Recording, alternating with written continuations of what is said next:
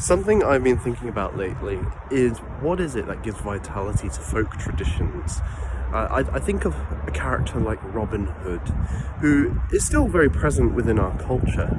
But when you look at the original stories, it's very much tied to the experience of the English, of the laws of forestry, of the rules around taxation, of how various officials overstep their mark, and how the English, whether that be of a noble extraction or a peasant, feel the hard rub of that, and in some ways in a humorous way trying to kind of say no, this is wrong, or provide a satire of the current situation in England.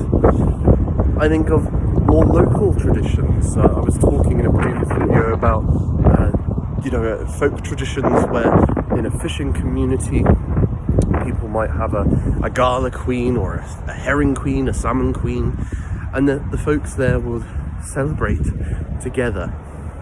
And obviously that's tied to their employment. But with the death of many of the industries and ways of life which undergird these folk traditions, they start to have a hollowness or a shallowness that is only surface level. What use is it talking about the herring queen when your town doesn't really have a herring industry anymore? Does it have much connection beyond just being an entertaining day? And it becomes much more intentional.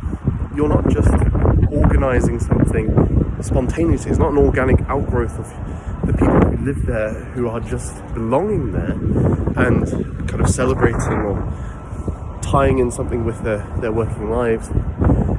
You have to be quite intentional and say, no, we want to keep this tradition going for community reasons.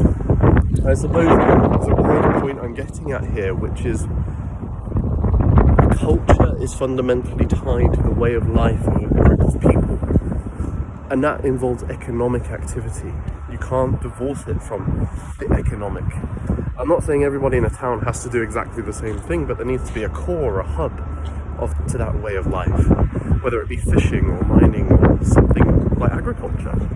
If you take those things away, you lose some of the rationale for that town to even exist.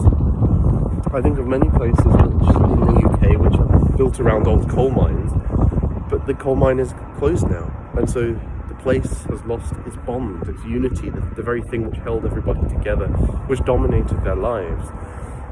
Now it's just people living next to each other, but that doesn't build a community because they don't share a way of life. And so I think if we're talking about cultural renewal and such things, we need to think hard about economic renewal.